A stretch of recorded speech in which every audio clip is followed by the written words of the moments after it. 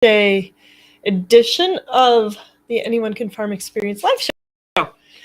I've got Wellness Wednesday and I have a cool, awesome cup tonight. Ooh, it's really hot because I just got tea going. Mark has a cold, so I made him some tea. In the other new cup that came today, I decided to try the system with our new merchandise on the anyonecanfarmexperience.com. So I ordered a cup so I could see on the backside how everything looked, and it came today. It is so cool. I didn't even know they were going to print on both sides of it.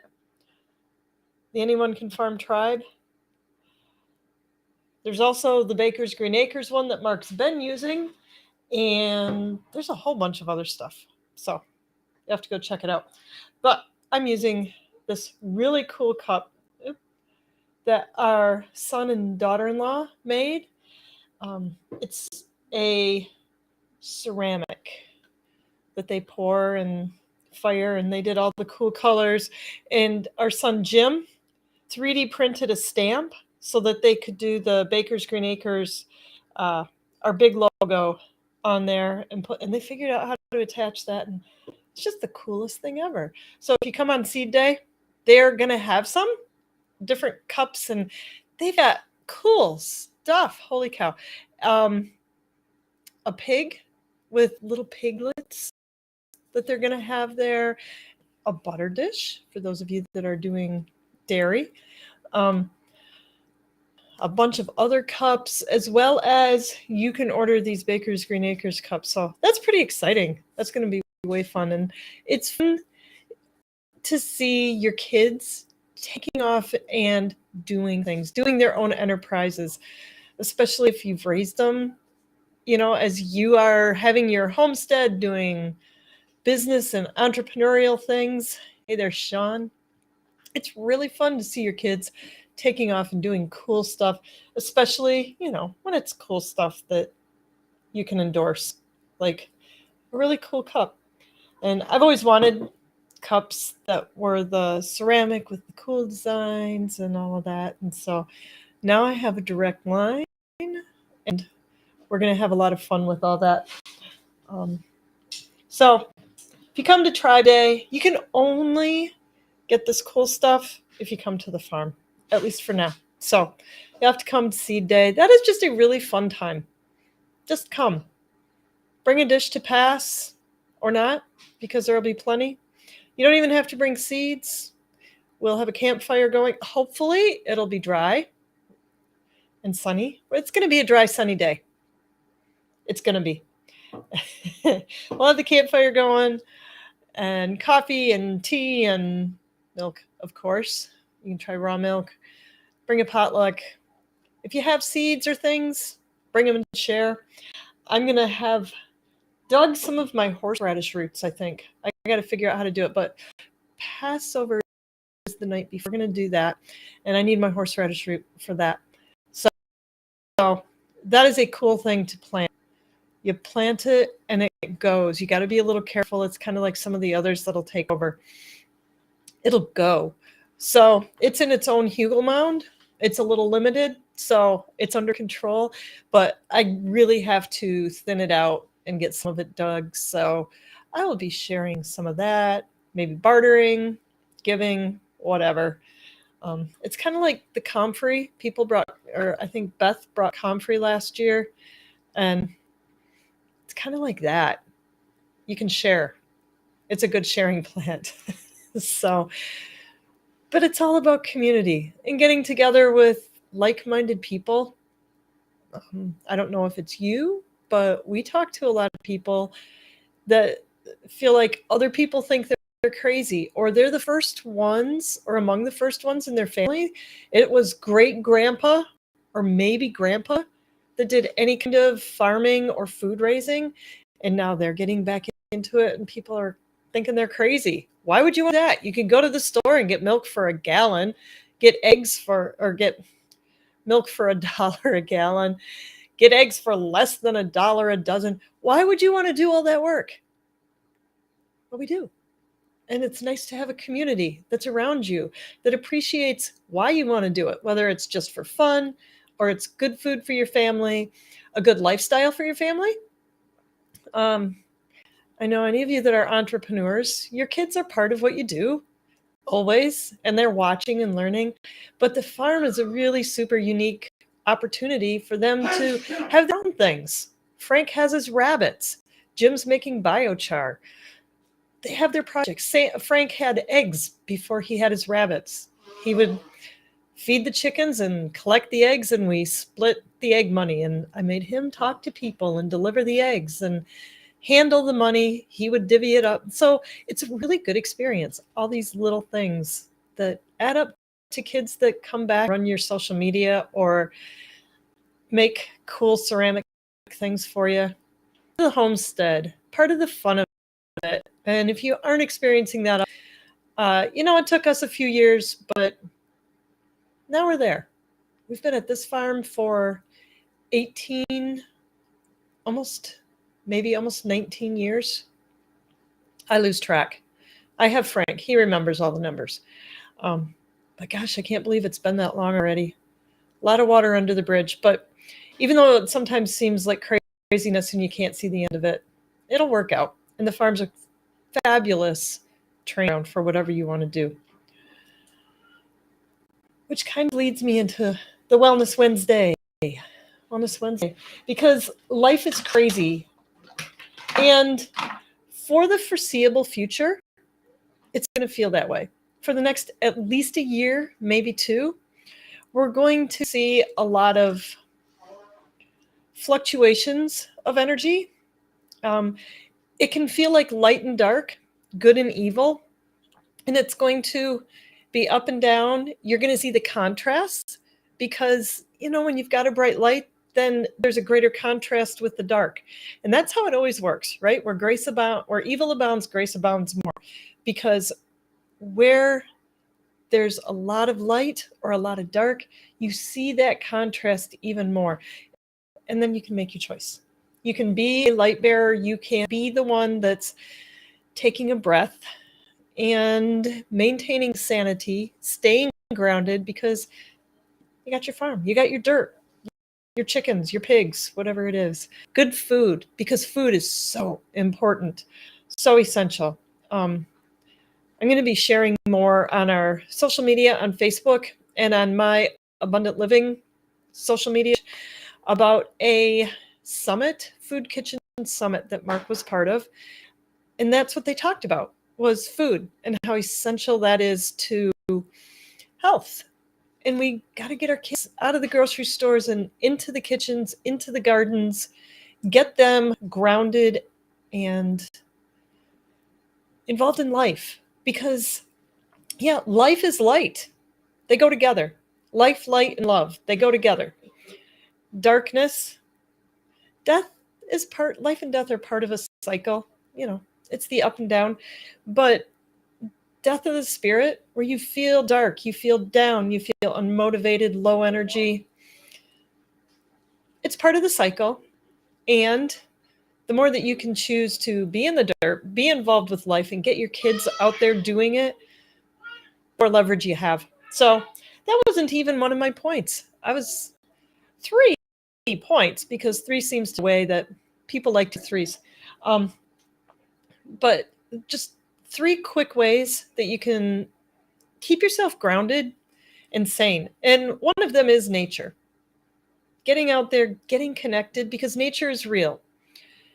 Listen to nature sounds. Shut off the podcasts, shut off YouTube or whatever else you're streaming, and just be there. Hear nature, feel nature, experience it. Nature is real. Solomon said, as long as the earth remains, seed time and harvest, cold and heat, yada, yada, yada. As long as the earth remains. So the more that you connect to that, the more you stay part of a bigger picture. What you see on your little screens, it's temporal. It's not forever. It changes daily. And it's very much driven by clickbait and what they can get views on. It's not real. It isn't real. You cannot believe anything, whether you agree with it or not, that happens in there. But earthworms are real. Chickens are real. Soil is real. Lettuce that's growing in your garden or in a pot on your patio, that's real. Connect to it. It's for your own sanity. I did that today.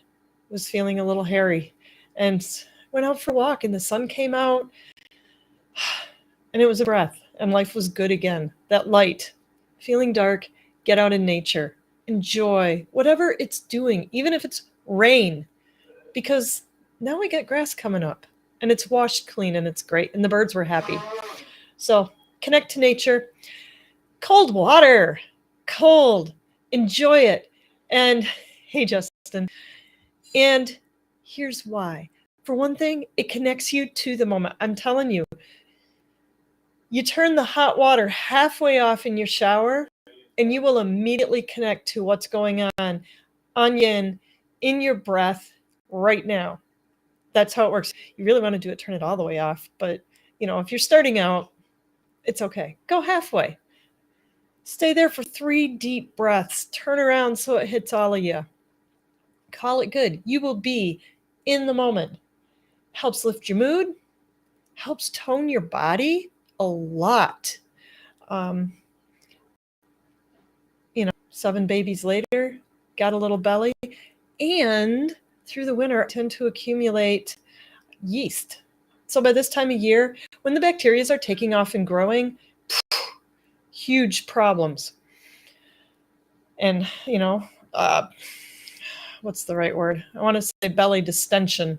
It's not the right word, but you know what I mean. But I don't have that this year because I've done the cold and I've done movement also with a lot of abdominal core toning. I don't know, whatever yoga with Adrienne, whatever Adrienne Mischler's thing was this year. She did a lot of core toning through the winter. But cold water is a big part of that, reducing inflammation in your body. So those hot emotions, the heat of anger, frustration, even despair, disgust, all of those negative, down, heavy emotions, water, cold, helps reduce that inflammation. Get it out of your body, whether it's your joints, whether it's in your gut, wherever it is, in your skin, things like that.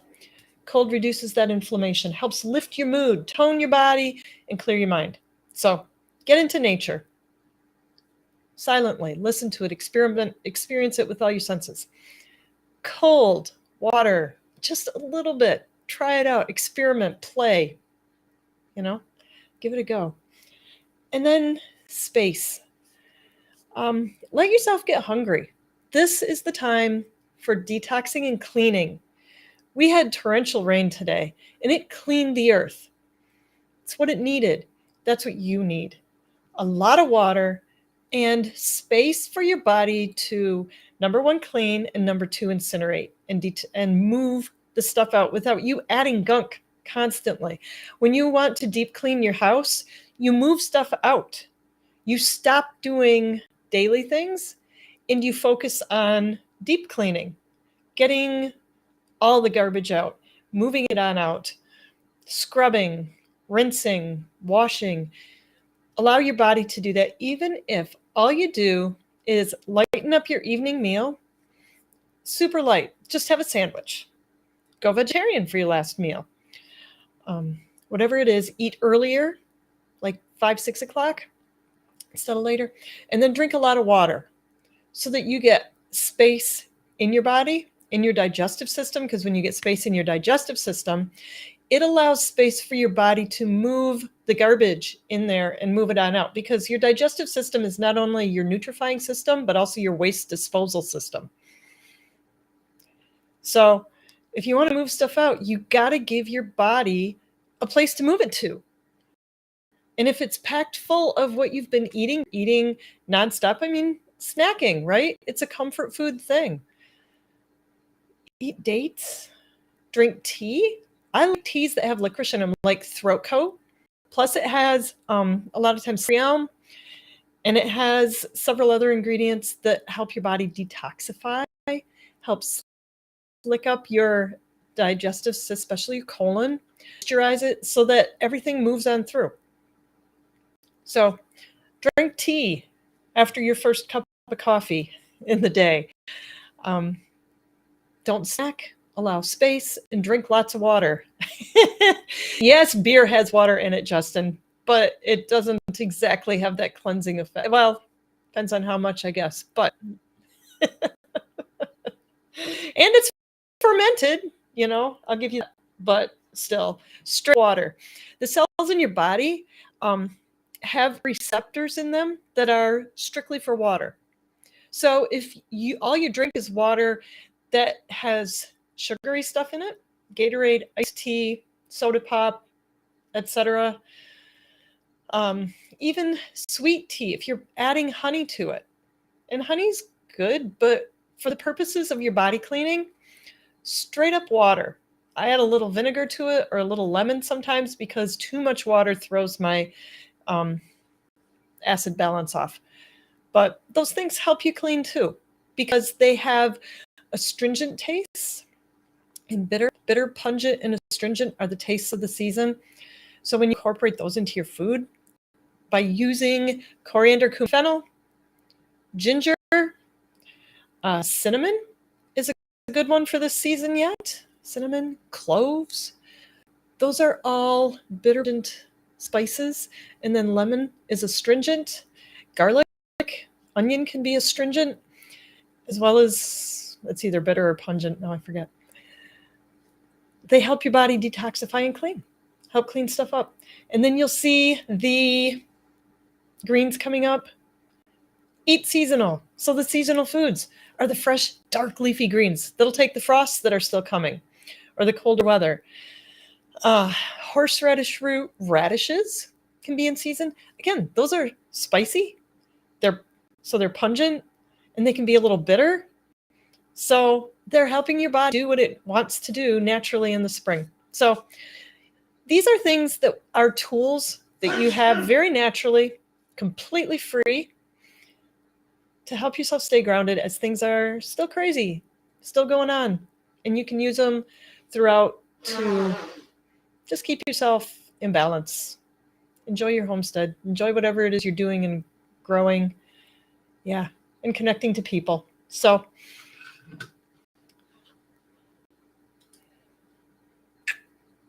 shut that off. And turn it over to Mark. And he's got one question already that came in this week. So feel free to send us questions during the week. If you have questions for him, please put them in caps because I have to run the grandkids home. So I'm not going to be sitting out there watching for him, and he needs to be able to pick them out and know that you are actually asking him a question and not just throwing out something for general commentary. So feel free to ask away. It's your night tonight. And have a great and abundant week.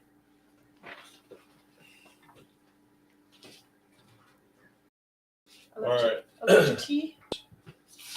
Thank you. Got one question. Thank you very much. Is the microphone on? The microphone is on. If you need to move it a little bit, go ahead. Testing. All right, we got it all tonight. We got it all.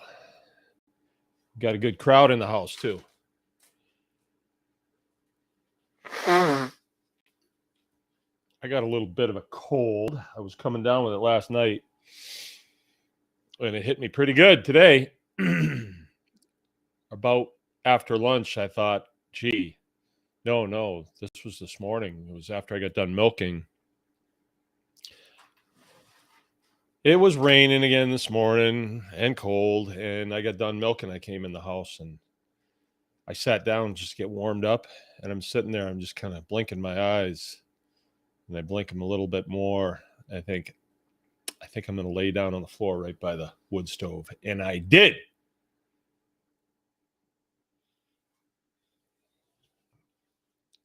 And I slept. And it was in the morning. It was like 10 o'clock in the morning. Not soundly or anything, just a little bit. And I went back out and I got to it and I got done what I needed to get done. And then my oldest son came over with my grandkids and we were going to have lunch. And so we did. And And then I said, you know what? I'm just going to lay down for a minute. And I got up at 5:30. So I contemplated just saying, nope, I'm just going to bed. But that's the way it is when you get old. You just got to let it take its course instead of fighting it. So I feel pretty good right now. I'm just going to have to take it easy. Go to bed early tonight and take a bunch of vitamin C. I'll be fine. But anywho, who we got on here? We got Crunchy Mama Farms. And I saw some correspondence, but I did not read it. Love the bright light and the dark explanations. Justin, Keith, Brittany, Aaron Buskell, Sean Wise. What's with the beer, man? Sounds like Horton. Horton? Like Horton here's a who? I'm feeling all right. Just cold. That's all. Power up on D, 15,000 LU per day. Vitamin D, 15,000 LU. Linear units.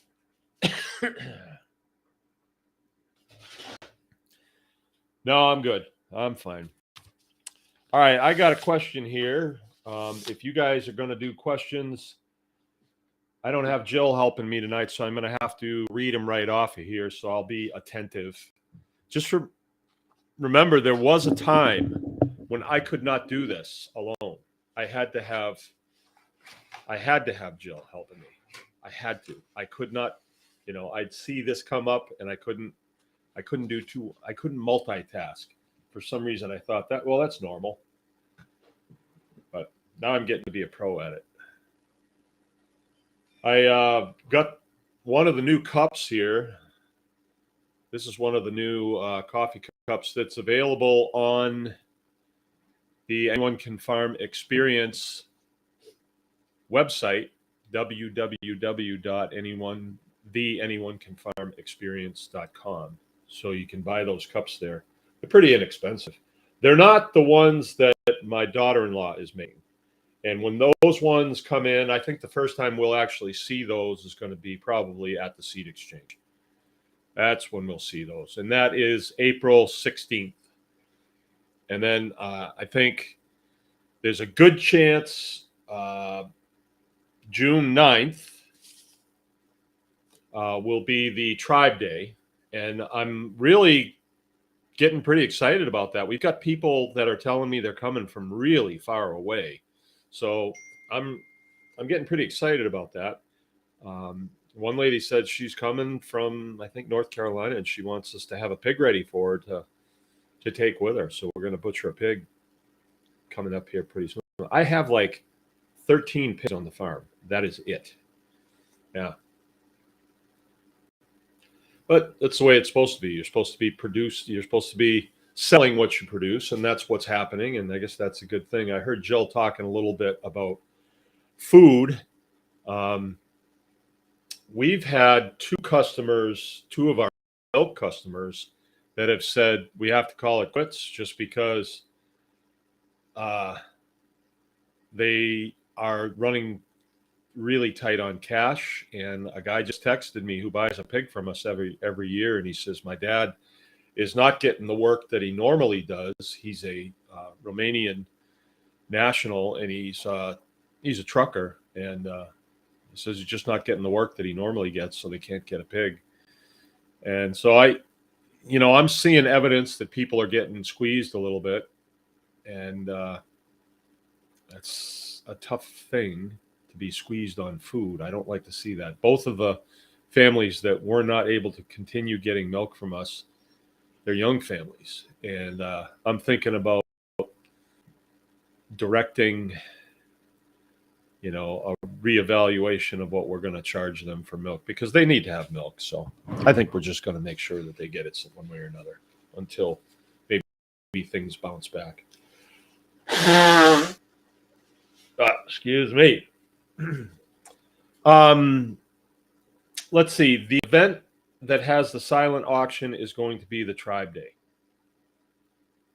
And that's really a good way to make this classroom fun happen. We had a meeting on that yesterday, Jill, Joe, and I put together the estimate on that, and it's going to be about $15,000 to do it. So,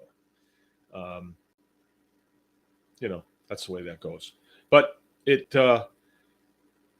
that's not really that much when you consider building materials nowadays. But if we were to build a standalone building, it would be far more than that. And I think that probably in the future there will be a standalone building, because this building is really designed for about 25 people.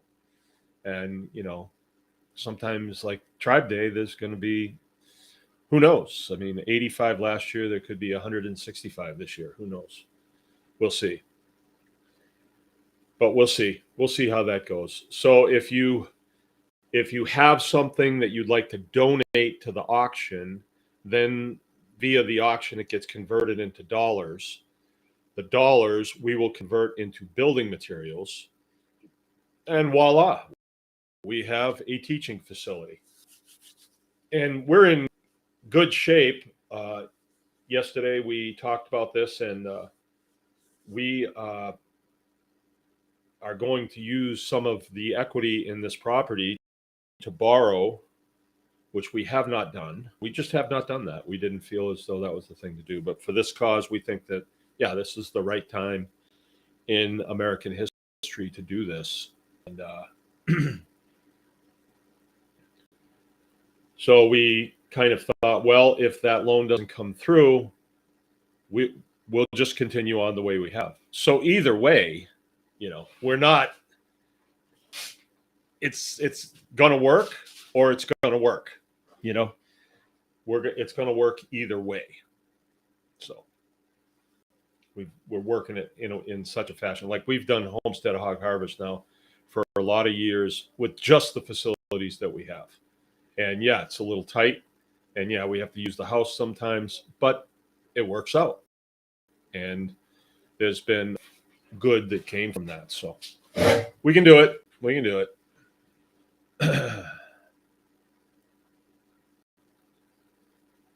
Well, Keith has got a question, but before I get to your question, Keith, I have one here. Let me read it. I have a few questions about Mangalitzas. We have a boar that is mean. It butts his head against our sow, chases them around, and rams his head into them. Plus, when we enter the pen, he will knock his head into us back and forth, trying to knock me down. He's only a year old. I've never had a pig act like this before. We had him in with the sows for 3 months trying to get them pregnant, but I'm not sure how to tell if they are pregnant. Your help would be greatly appreciated. Okay, well, it's not really mean behavior. I mean, unless it's far more violent than I'm imagining what you're saying here. When he's butting his head against them and chasing them around, and a lot of times they'll go up against their side and they'll lift their head, like kind of massaging them really hard under there. But that's sort of like foreplay. That's just them having fun. Trying to knock you down, it's a strange thing. When your boar pig there can be a lot of things that do that. A lot of things. We've had somebody get cut here. Jill got cut here. But it just so happens that if a woman is in, like she's cycling, then the pig picks up on that. And he wants to, do foreplay with her, right? If I am in there, then he sees me as a threat to his, piece of human, right? He wants that human. And so he's likely to push me around. And you have to be very careful, because once they have tusks, and you might not even see them, you might just see a bump right here.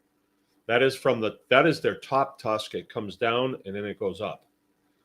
They have this maneuver that they do. They walk past you, and then they swing their head around and they hook people right on the back leg. Sometimes it's pretty bad, right on the back. Let's see. It's that gal from Ohio that it happened to. She showed me the scar on her leg. It was vicious. Kathleen Connolly, she got it really good. And yesterday when we were filming, Joe was in the pen with our boar's name is what is his name? It's the same name as a basketball player. LeBron. His name is LeBron. But I didn't name him after LeBron James. I just named LeBron. You know, I wanted my son to name his son. Name him LeBron, man. Cool name. Nah, but LeBron almost got Joe. Joe was a little quicker, but LeBron made a pretty good effort to get him with his tusk. So you always have to go in with your boars, and I would usually take a rake in or a shovel or something, and that way you can dig it into the ground. You just push it into the ground, and it's between you and him, and you can shift your body around it, and then he'll go into it. And always keep your eye on him. Never, never, never turn your back on. I don't turn my back on cows even. One time, one of my cows jumped up on me. She was in heat, and I had a hoof come over my shoulder, and she was so heavy, I just went right down. Like her knee got me in the middle of the back, and I went right down and kind of rolled out of her way. This happened like a year ago. So I don't turn my back on any of them because they take advantage of you. Bulls, forget. You never turn your back on a bull. I don't care what anybody says. Oh, he's so nice. He's never hurt a fly. Yeah, until he kills somebody. And luckily, hopefully it's not you. But you just don't turn your back on him. And with boars, especially a young boar, if he hasn't impregnated one of the sows yet, then just leave him in there. Eventually, it will happen. But there's other factors involved, and I don't know what all of them are. But just leave them in there. Keep an eye on them, and it'll happen sooner or later. But I would be checking him too. Make sure that he's got a pair. That happens. I mean, I can't believe it, but I sold a pig to Declarix, a feeder, and they're saying, "Hey, this is a boar." And then we sold a pig to a lady over in Wisconsin, and she called me and says, "This is just not happening." And she sends me a picture of him, and it was a barrel. So I did that. I don't know how I did that because it seems to me as though I always check them before I put them in someone's vehicle. But I guess it does happen, unless it's a conspiracy theory.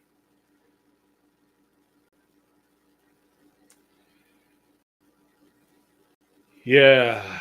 Okay. Keith S. I have a doe that only gave you 3 baby rabbits. First time, should I get rid of her? No. That's kind of normal. No, don't get rid of her. You'll just keep her going, all summer long. Keep breeding her. As soon as she,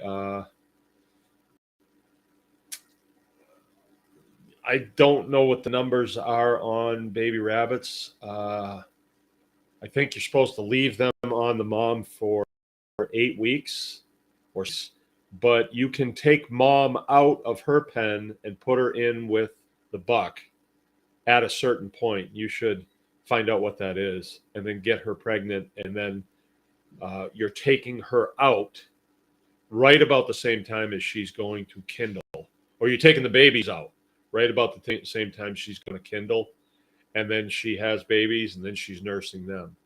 And if you keep just walking the feed to her, she'll continue to make the meat, and she'll continue to make the milk and all that stuff, and she'll stay heavy. You shouldn't have a problem with them getting small. And then at the end of the season, process her too. Yeah, don't. And then what you want to do is you want to take your new does for next year, for next spring, out of your last litter and keep them till spring, and then put them in with the buck March timeframe. Then they'll kindle in April, and then you just get the process going again. So you can kindle every month. So you kindling March, April, May, June, July, August, September. That's a lot of baby bunnies. And you can get that out of one doe.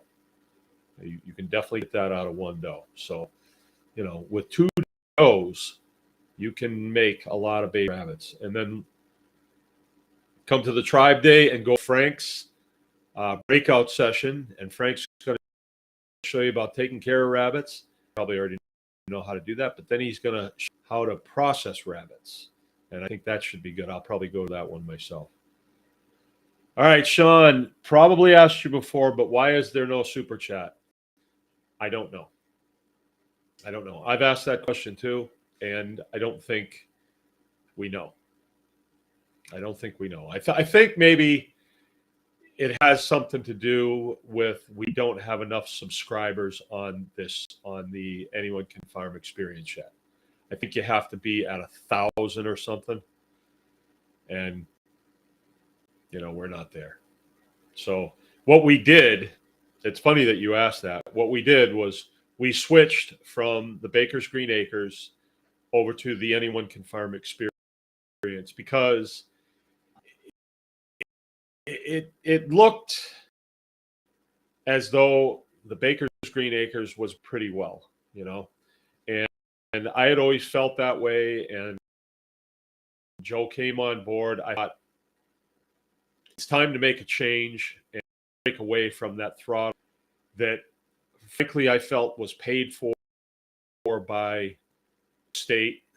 I really did, because we used to have sort of free reign if we as many people got to see it as wanted to.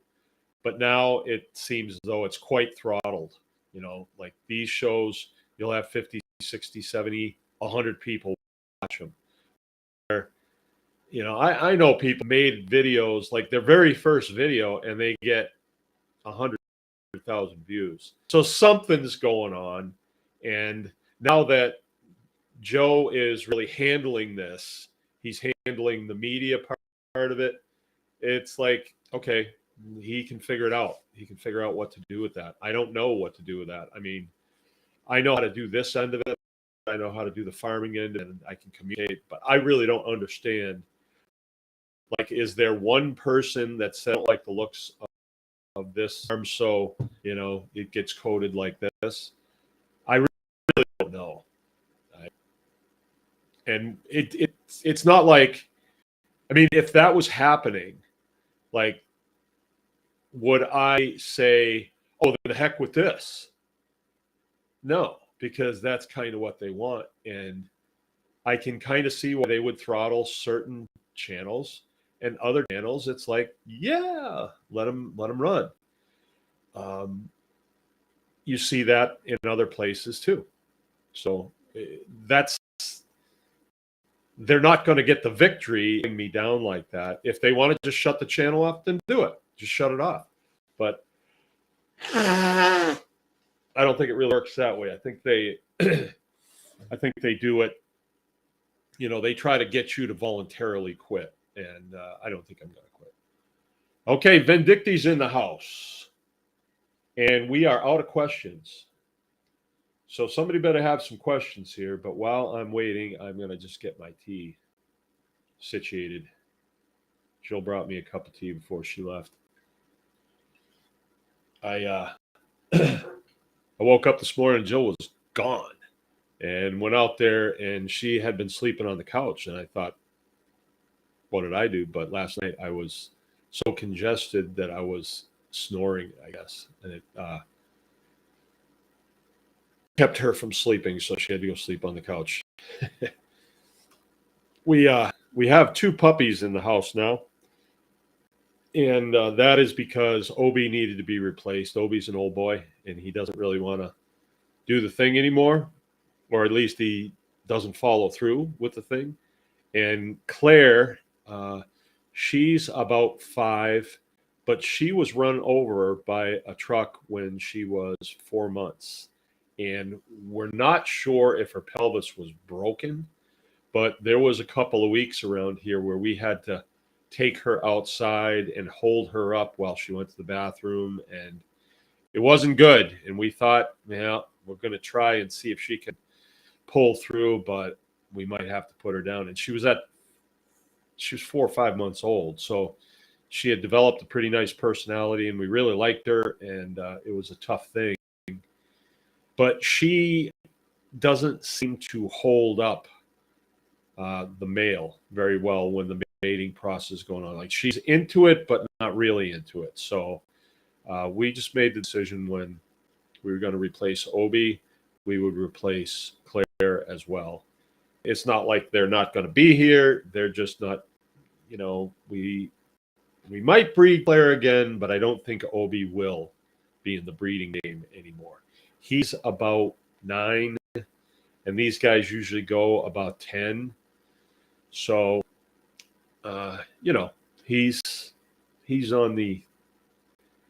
at the end right now. He's finishing up. He's been a really good dog to have around. We let him house now.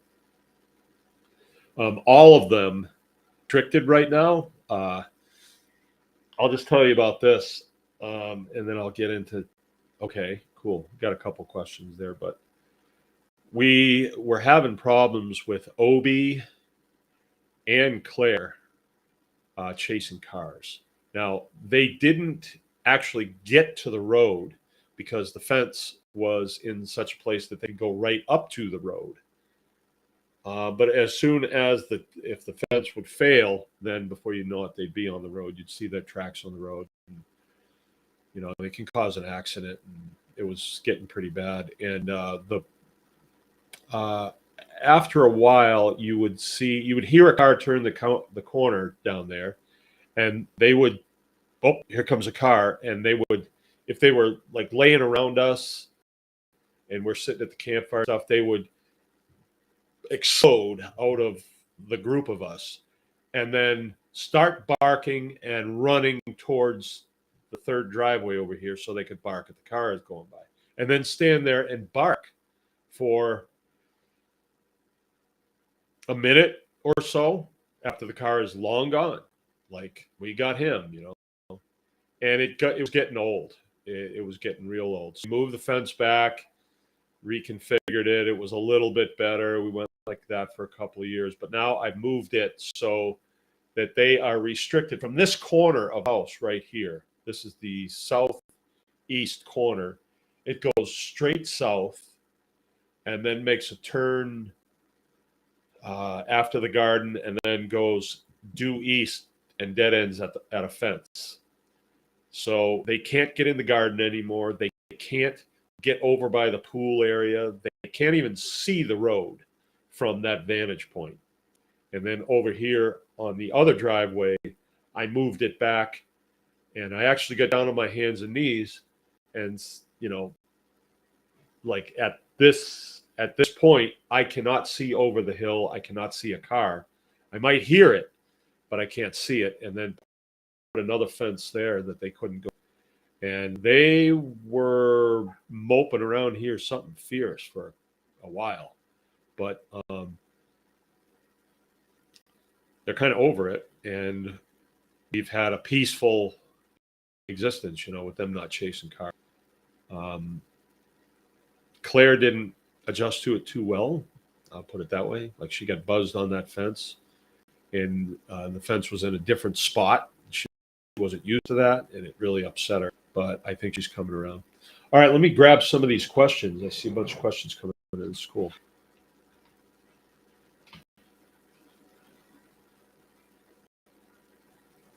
Okay. Any easy and cheap brooder alternatives for a small number of chicks, maybe 1 or 2 dozen? Yeah. if you have a water trough, we have these, I think they're 75-gallon water troughs. They're made out of galvanized tin, and every one of them is ruined because at one time or another I left water in them and then they froze and it pushed the bottom out. And then I tried to repair them, they get pushed out again. So now I just said, oh, the hell with them. And we're just going to use them for doing our biochar products. And I'm using other things for water. And they're kind of small anyway, but they work good for doing chicks in. And if you put really dry bedding in the bottom of them, and even if you use a heat lamp with that and you had a fire, it would be contained in there. Hopefully, there's a good chance it would be. So that works pretty good. 1 or 2 dozen, yeah, that would work fine. Or sometimes they use a kiddie pool, those cheap kiddie pools you see at like places. That works pretty good. And they put sawdust in the bottom. That works all right. But let me warn you again about heat lamps. They're dangerous. And that would be like if you did that in the house, a kiddie pool with dry sawdust in it, dry sawdust, and then a heat lamp. It's a plastic pool. The heat lamp breaks, and sometimes they just break. You don't even have to touch them. They break. And they pull the filaments down when they break right into that sawdust. You get a nice going in there. The pool is plastic, so it starts to burn. You get a really nice flame going. You could burn a structure down in a hurry doing that. So you have to be really careful with those things. I don't like them because, in the position that I'm in, I know a lot of people that have farms, and I also know a lot of people who have burnt buildings down with them. Not good. We had a fire. We did not burn the building down, but I went down to where we were brooding the chicks, and the bedding was smoking. Right? I don't know what would have happened, but it was smoking pretty good. Then, what price do you sell your grass-fed beef for hanging weight per pound if someone wanted a half? I don't really do that halves and wholes things with beef, and I don't think that you should either. I think a better way to do it is butcher on the farm, just butcher it, and then for burger, say it's $6.50 a pound, $7.50 a pound, and steaks are going to be $12.50 a pound, and price it accordingly. I wouldn't be cheaper than what you see at the store. I wouldn't do that. Why should you? So I would kind of get a price list together that you feel is fair, and then do it per the cut, and you make a lot more. And sometimes people have a problem doing that because they say, yeah, well, I get stuck with all the hamburger. I'm not stuck with anything, But if you sell it by the half, generally people say, okay, well, I'll sell you a half a beef for $4.50 a pound hanging weight. And hanging weight, it depends who you talk to now, really. Because if somebody's definition of hanging weight is different than mine, oh well, that's their definition. Hanging weight is no head, no hide, no hoofs, no guts. That's hanging weight. No head, no hides, no hoofs, no guts. No blood either, right? So then it's hung, and you say, okay, based on that hanging weight of that animal, you're paying, $4.50 a pound or $5.50 a pound, whatever. And that's something that you have to determine. I would say cover your costs and then make some money. Make some money. Why do it? Why do it if you're not going to make any money? You want to cover your costs, and you want to definitely accumulate some stress so that you can put it into your infrastructure on your farm and make your position better, build it up, make it nicer. So it's pretty hard for me to say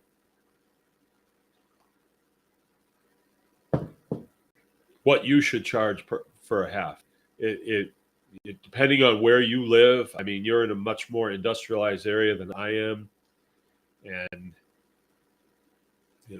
I can't really say. But we generally with beef, we're only selling hamburger because all the good cuts. See, it used to be the other way around. It was like, oh no, the customers wouldn't come to the farm unless they could buy the best cuts at the cheapest price.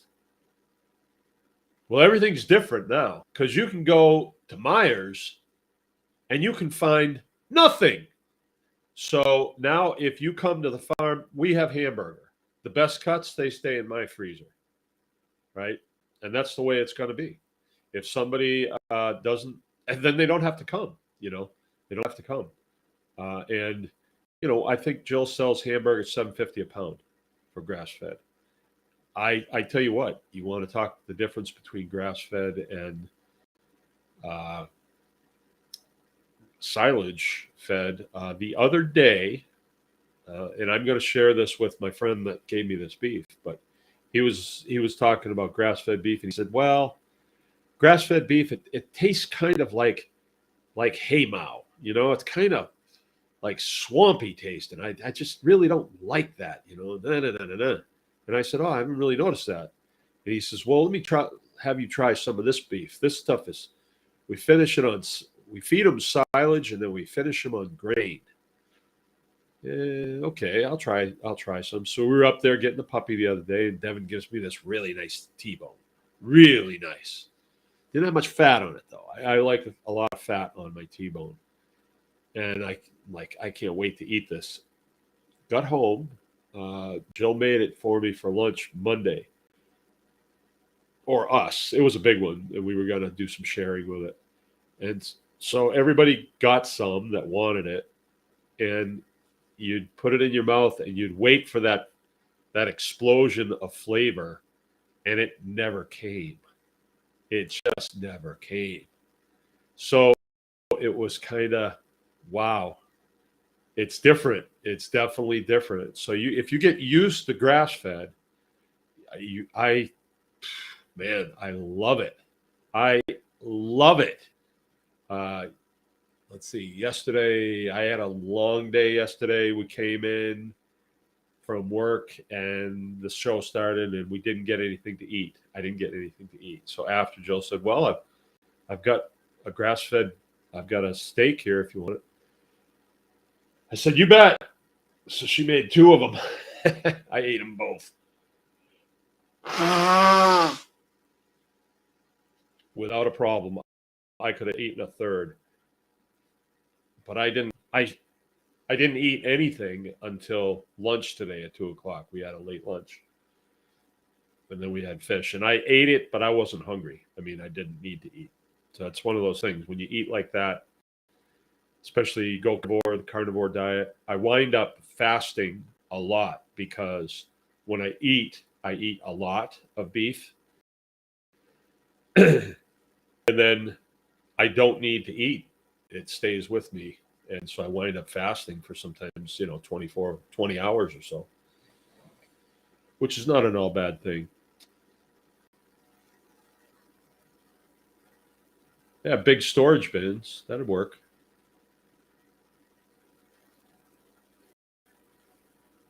Okay, what is the average litter size for a mature sow?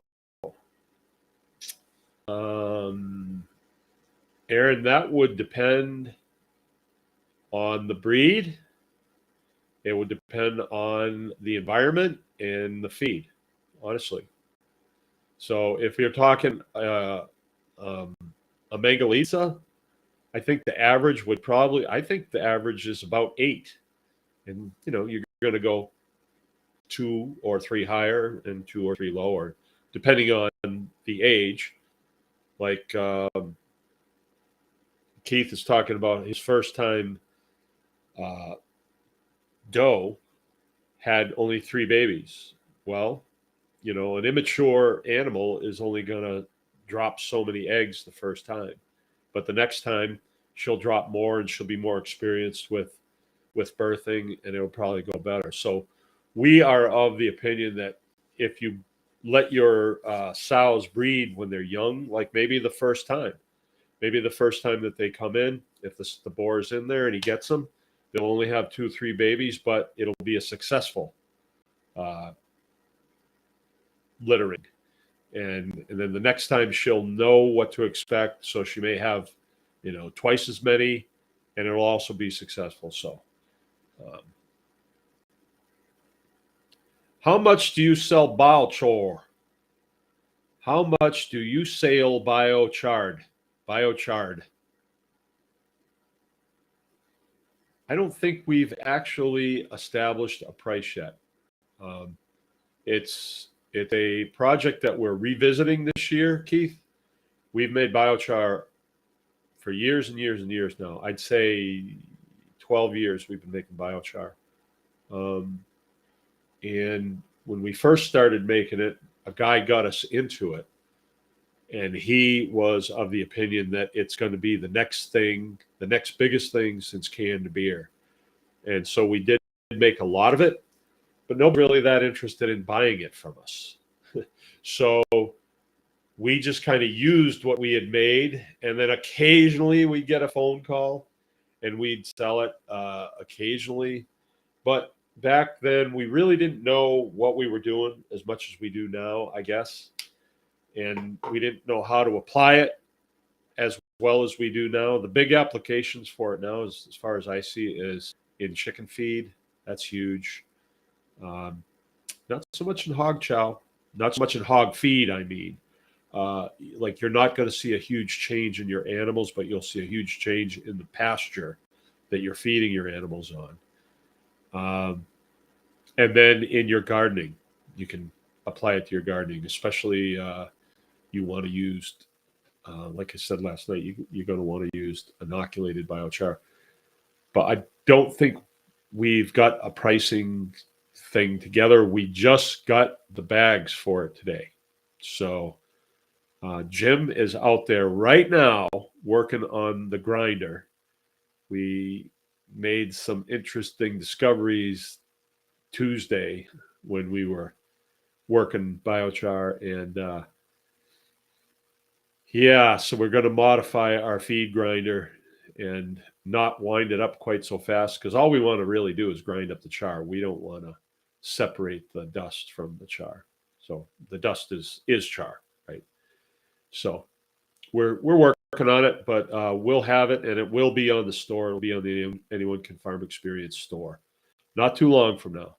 I'd say in a couple of weeks you'll see it, and then we'll have a bunch of it bagged on seed swap day.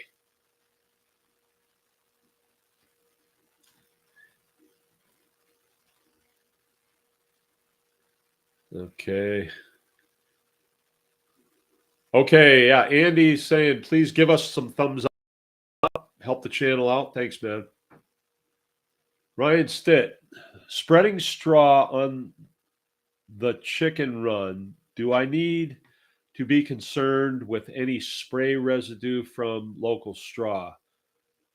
Pesticides, fungicides, etc. I live in row crop country, rosebush. Straw is the residue from, like in barley, any of the grain crops. When it is harvested, they harvest it with a combine, and it spits the stalks and the leaves out the back, and then they go through and the windrow it and then bale it up, right? So one of the things that they do in some of those crops is they roll through there and they spray them with Roundup, believe it or not. And they do that in order to kill it, because they want it all killed at the same time. So picture you have your crop come up, and some of it comes up and matures, a week or more before the other stuff. So you've got some of the crop out there that is mature and drying. You've got some of it that's green and immature. And hey, it's time to harvest. If you harvest that and you got some stuff in there that's green, it can start hot spots in the in the storage tank wherever you store that stuff. So what they've been doing for years now is they will take Roundup and they will call it a pesticide, right? That's how they do it. They just reclassify it as a pesticide. They go out and spray for pests and it will kill everything. They'll let it stand in the field for a little bit and then they'll go through and they'll harvest it.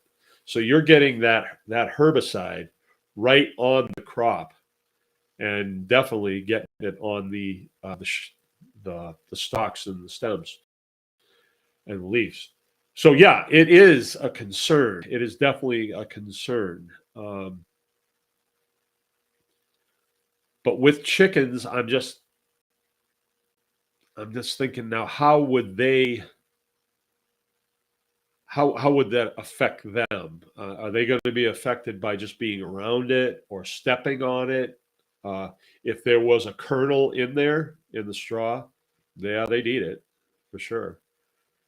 I don't think that it's a massive risk. I mean, I don't see it. I don't see it. I buy a lot of straw and I use it for bedding. Um, I don't see anything happening with it. I don't like it. We don't use it here. I don't even use it on fence lines, to be honest with you, because I get so much pushback from that woman that I live with. She does not like that Roundup because it's caused a lot of problems in the neighborhood. I mean, they use lots and lots of it here. It's in everybody's water, and to think that our departments, like our Department of Environmental Quality, to think that they're there to protect us, you really have to look again at that. They're the ones that say it's okay to spray this stuff every place. They're the ones because they say, well, it's okay. And that's how these big farms get away with doing that. And I say get away with it. They don't, they're not getting over. They're not getting over. They're not. They would be better off if they just went back to the old way of doing things, said goodbye to chemical farming. But it's just that the way the process was presented to them, once they stepped into it, they were in, right? And there's like no turning back. No turning back. It's very hard for them to turn back, especially if they get into the big loans and all that stuff.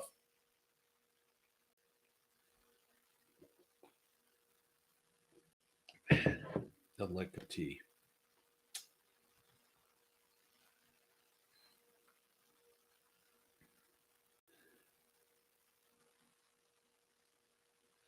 Yeah, Andy's saying I got some free mineral lick tubs. Work great for water troughs, about 30 gallons. Yeah. Yep, right on.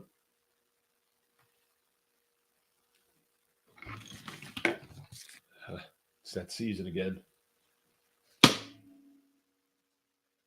Scallywag.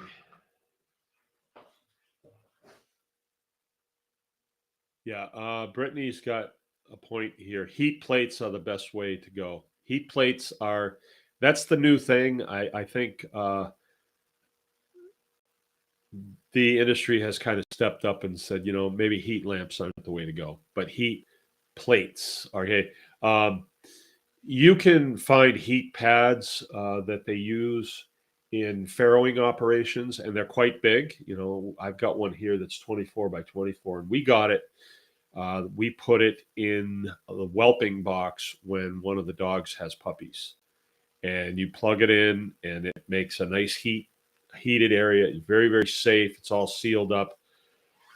We've never had a problem with it. The only time I've ever seen anybody have a problem with it is when somebody tries to use them on dirt, and then a heavy sow steps on it, and then she shorts them out. But for chicks, you're not going to have a problem. Very safe. You're not going to run out of anything that you need. Okay, Brittany's saying Cozy Coop is the brand name for heat plates. What do those go for, Britt? I'd be kind of interested to see. And I wonder how they cost out between that and if they're more efficient with electricity. I had one heat bulb break and flame up instantly in my brooder with broken glass. Filament was still lit up. Lucky I was watching it happen. All the chickens are okay. Yep. There you go. Andy's backing me up. Brooder was outside, not in building, 50 feet from the house. We're going to be doing a film or a video. Joe's going to do a video on the brooder design that we use. Ours is a separate building and it's on skids, so it can be moved any place, and it has no floor in it. So when we move it, all the refuse is left behind, and there's no cleaning or anything like that. It's very quick. When you want to unload the brooder, you can move it to a next position and then reload it the same day. You know, where if you have a brooder in a building, you know, you got to get in there and get all the old stuff out and, you know, maybe wash it down with something and then let it dry. And then this way we don't have to do any of that. When we sell half a pig, we literally sell it as half. We tell the butcher one half is ours, the other half is sold. Seems easy.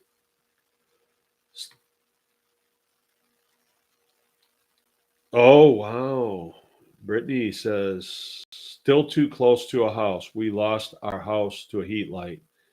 I did not know I knew you had a house fire, but I did not know it was a heat light.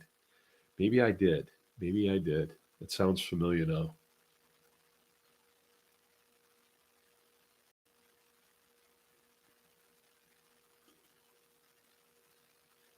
I have a couple of customers that are willing to buy biochar from me. Well, then you need to start making it. Making biochar. We did some preliminary testing. This is how you decide what it's going to be worth. All right. So first of all, you have to have the burner. You have to have a biochar retort is what it's called. So you're going to have to build that. And that can cost you, depending on how good of a scrounger you are, but it can cost you. I mean, and we're fortunate here that we're fabricators, so we're able to cut and weld and do all that stuff. And we're scroungers too. So the unit that I have, the only part on there that I actually paid for was the sheet metal screws and the refractory. Yeah, I had to buy the refractory out of a place in Ohio, and I'm using it for the third time on this setup that I have now. Number 5 is the one that we're burning now. It's the 5th generation retort that we've built. And I'm going to go through it tomorrow, how we built it and all that stuff. I was asked about it last night. But to burn number 5, which is a fairly efficient unit, it takes us about an hour to load it and light it off and then clean up the area. And then it burns when it's finished burning and it's cool off enough you can get the inner tank out. It's about another hour to get it out and get it processed and bagged, right? So you got 2 man hours into it, every burn, right? And our retort on a burn makes about 25 pounds of char. So we got $50 into it in labor. And this is what you're going to have to decide. How much do you want to pay yourself? Do you want to pay yourself $2 an hour? Oh, you can produce some really cheap biochar, but why do it? But this is my son, Jim, doing this. And I've decided he's getting paid $25 an hour. That's just a decision that I've made. I pay myself $25 an hour, everything that I do. We pay everybody that works here $25 an hour. Do they actually see the $25? No, not really. He hasn't sold any biochar yet, and it's going to be his project. Him and Joe are working on it. And they'll get the majority of the profits from it. but we just had to come up with a number, like how much do we have invested per burn. So that makes each pound of biochar $2. We got $2 into it. But then we're doing it, and the person we're selling to is not doing it. So, we have to be compensated for doing it. So there has to be that profit thing in there. So I'm not really sure where we're going to land on that. I got dogs. The puppies are outside and they're. Oh, here comes somebody else. Are they outside the door? Is that both of them? Okay. It's just one of them. All right. So that's how we come up with the pricing on that. You're going to want to do the same thing. If you don't get paid for it, don't do it. Just keep it at your house and use it. Feed it to your rabbits. They will eat it too, by the way. You just put it in with their pellets and they'll eat it and help keep them nice and healthy. The thing about biochar is when it's priced and it's priced accurately, a lot of people say, oh, well, I didn't know it was going to cost that much. But, you go and you buy a latte. Well, I did this today. We went into town, dropped the pilot off to get worked on.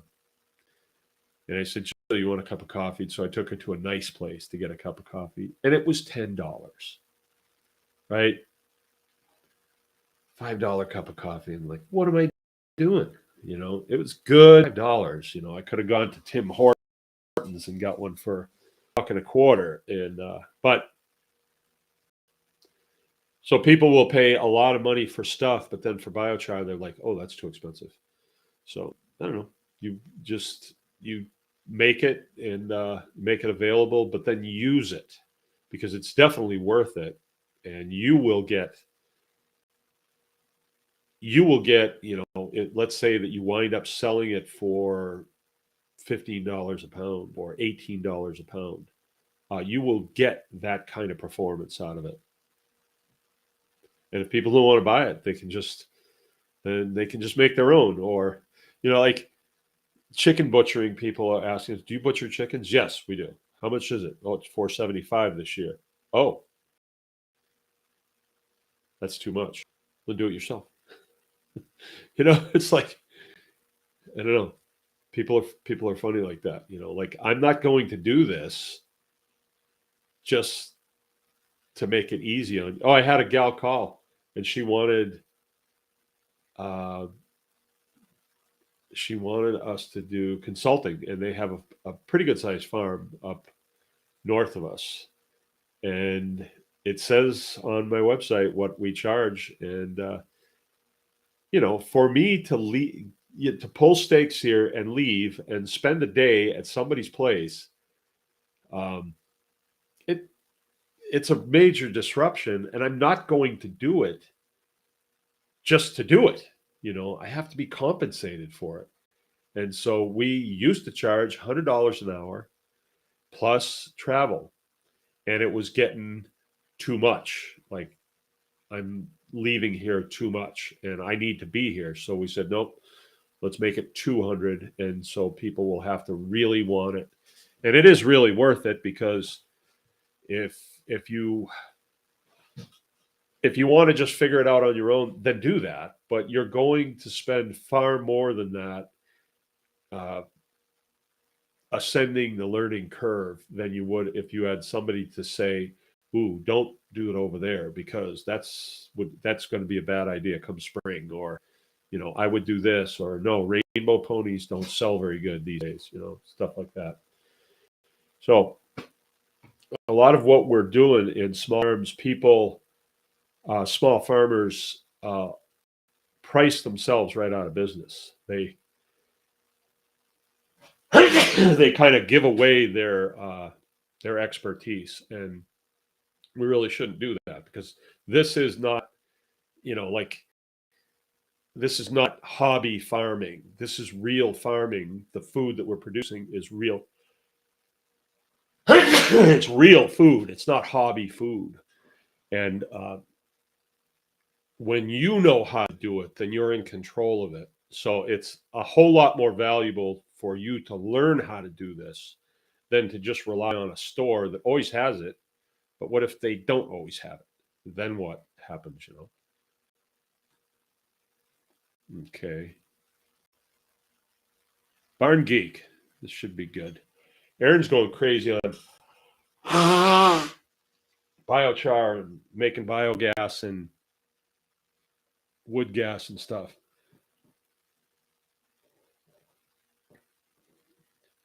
Yeah. Biggest hurdle will be educating the public. I don't think people quite understand the benefits of biochar, but once they do, look out. Yeah, that's true. What we're when this okay. When I got into biochar years ago, I've told this story before, but I'll tell it again real quick. I knew a guy that lived over in Cadillac. He wanted to be the back to basics guy, right? He wanted to have like a training facility and he wanted to do all this stuff. But the thing was, he didn't know anything about farming. Nothing. He was not mechanically inclined, any of that stuff. So it was a little bit of a cart before the horse type thing. His daughter came here for something and saw what we're doing. Uh-oh. And then I got a phone call. Can my dad come over? And he's about my age, so he came over. Yeah, I showed him around, and we hit it off pretty good. And he came to the Small Farms Conference with us. We were still doing that back then. And we took him with us to a workshop on mushrooms. Actually, me and Joe and this guy went with us. And on the way back, he was like, well, I don't know if I'm going to do mushrooms. And me and Joe were like, oh, yeah, we're going to do mushrooms for sure. This looks really cool. And he was like, nah, I don't think so. I kind of pushed the numbers on it. It's, it doesn't really make that many. And we were kind of like, yeah, I guess that's true. I really hadn't thought about that. And then he says to me, have you ever heard of biochar? And I said, as a matter of fact, I have. There was an article in Mother Earth News that I used to get then. And I tried it out. I made some. And he said, well, and this guy used to go to these conferences to learn how to get rich, basically in real estate and insurance and everything. And he was doing pretty well. A lot of that stuff really worked. But a guy had told him that he needed to look at biochar, that it's the next thing that's coming. This is 10 years ago, at least 15 years ago. And so he was wanting to do that. He says, we can go in business together. You be the tech guy. I can sell anything. And we'll make a good business of it. And I was kind of like, yeah, okay. So he hired a consulting agency from New England Biochar, and they're still online. I looked them up the other day. They're still there. And this guy comes out. His name was Bob Wells. Real nice fella from Massachusetts. I hit it off good with him. From the Cape. And,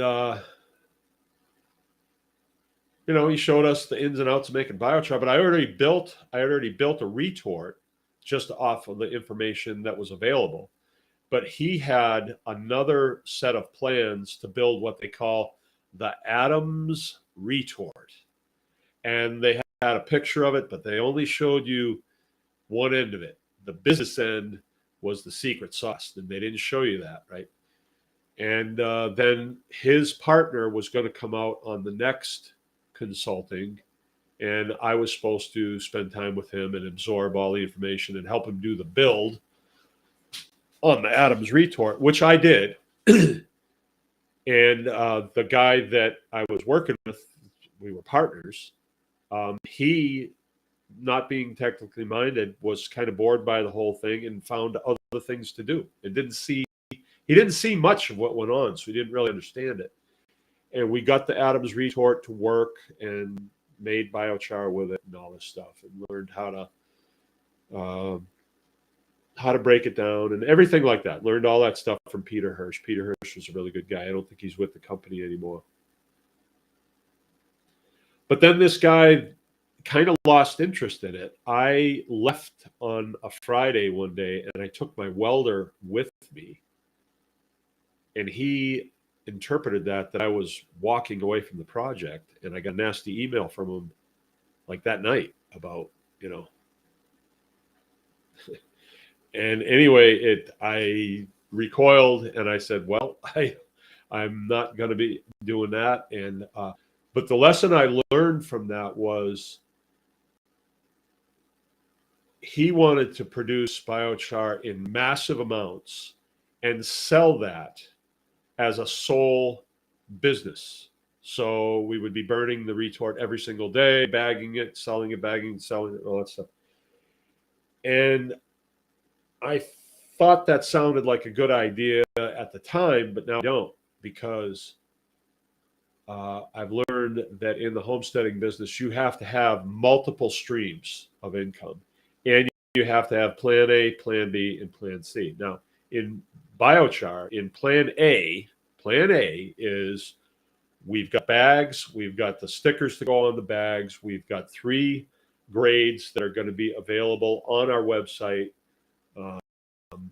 packaged up very nicely. You can drop it in a book, you can send it to you, and here's the price on it, and it will keep my son Jim busy making it. If it works, fine. We'll keep making it, and we'll keep sending it. If it doesn't work, and nobody really wants it, which is the case sometimes, I mean, it seems like there's a buzz for it right now. Ooh, I've got 2 people that want it. Yeah, they want it until you tell them what it costs, and then they don't want it anymore. It's like, oh, I want raw milk, but okay, it's $10 a gallon. Oh, I don't really want it because it's $1. So people change, right? So like in the raw milk business, people say they want it, but then they don't really want it, but that's okay because plan B is I want it. And my kids want it. And, my daughter-in-law's got to be drinking 32 ounces of it a day, supposedly. So we'll use it. We'll make butter out of it. We'll make cheese out of it. We'll use it all if people don't really want it. So same thing with biochar. I can use it. We'll make it available on the website. If it doesn't sell, it doesn't matter because we're going to use it here. And if I use it here, then I'm producing things that, that we can use with it. Biochar is really versatile stuff. I've got a very healthy herd of pigs. All my chickens are very healthy. Rabbits, everybody's healthy here because of biochar. But I don't adhere anymore to the single thing. Like I would, even though we've moved ahead in the teaching aspect of this operation, I would never say, okay, let's get rid of all the animals and quit gardening and stuff. Let's just teach. Well, no, not going to do that, because what if the whole teaching thing flops? You have to be diversified. So if one thing doesn't work, you've got something else to fall back on. And I really don't think that the whole notion that's been sold to us that, well, if I don't have, 2 Corvettes and I don't have a house on Cape Cod and I don't have this and I don't have that, then I just can't be happy. That whole notion that's been sold to us, I think makes for a lot of discontent individuals. I get up in the morning sometimes, no joke, I go into the bathroom and I say, I really need to finish the tile on this floor. But then I say, but this toilet sure works good. And the water coming out of that faucet, that's good. So things aren't perfect, but you got to appreciate what is working and think about no running water. Think how that would be. Think about no Corvette in the garage. That would not be, I don't know. I just think thinking of Corvette in the garage is probably a little not part of my lifestyle. Anyway.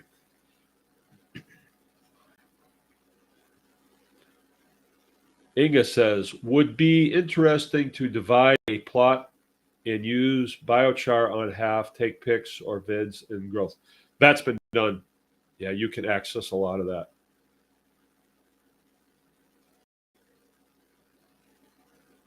All right, Brittany's saying $35 for the pad that they buy. Good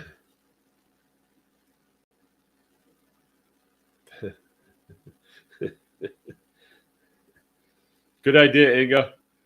It would be cool to write your name in a field in biochar and see if you could read it in a few months.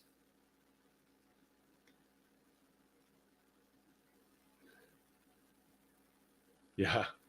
Good advertising if you shoot aerial vids for your barns. Cozy Coop. Item dimensions 19-inch by 12-inch by 0.36 inch. 6-pound cord length. 200 watts, approximate temp, low setting. Ooh.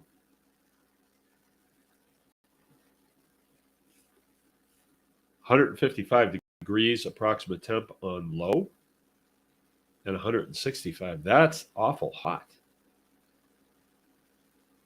Are you sure about that, Brett?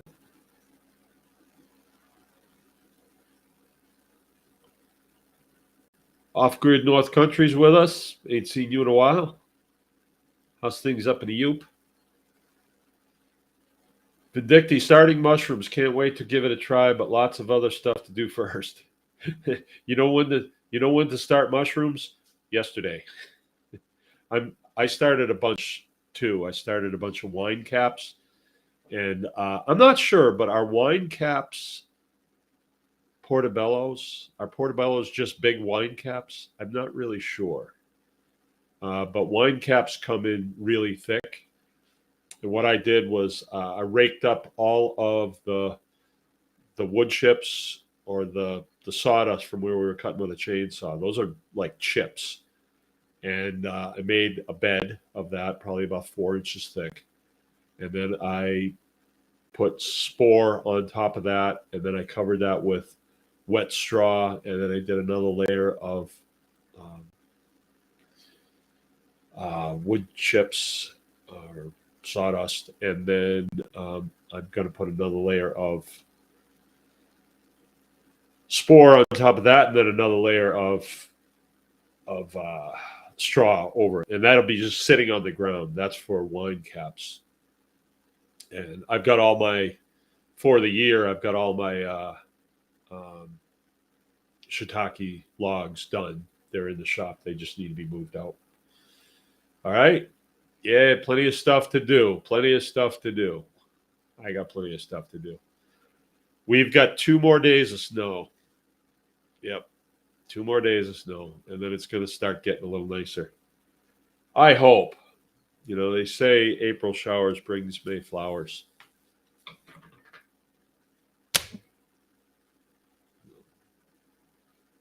But then flies come out. They hate flies.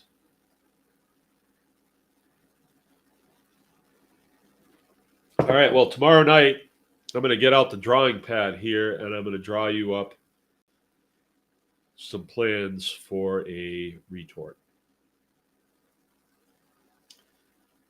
It is best to plant trees, a garden, or mushrooms. Oh, is it best to plant trees, a garden, or mushrooms first? All are best done yesterday, but it's today, and I'm not finishing anything. I would say, you know, the short-term work, the garden and the mushrooms, they're going to feed you this year. And then in between, get your trees in. You know, but don't forsake the garden and the mushrooms. Garden and the mushrooms, they're going to feed you this year, right? Shiitakes, they might flower this year. They might fruit this year, but they'll definitely fruit next year. But wine caps will fruit the first year, and they fruit a lot. You get a lot of them. And that's a lot of nutrition right there. So I don't know, I think I'd probably do the garden and the mushrooms first, and then get the trees going, before the weeding gets heavy. Okay, Barn Geek. All right. I thought I'd explained it to you pretty well. Okay, well tomorrow that's what we'll do. I'll sit here with the pad.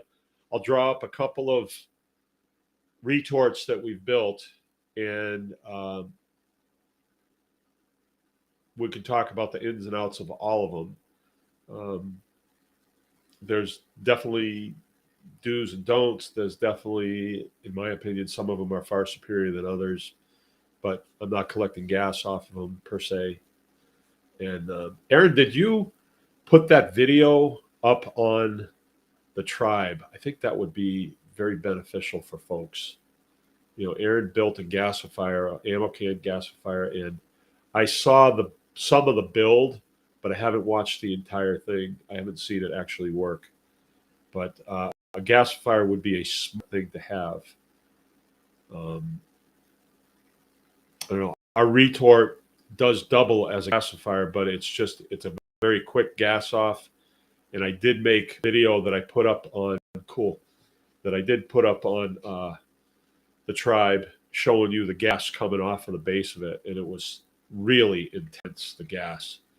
And at first it seems like every time we do a burn, we learn things. So Jim thought that the fuel gas was burning off too quick. So the one that he did yesterday, he loaded it with thicker feedstock, and it didn't completely gas off today. So he's a little disappointed in that. Now he's going back to the old dimensions on the feedstock.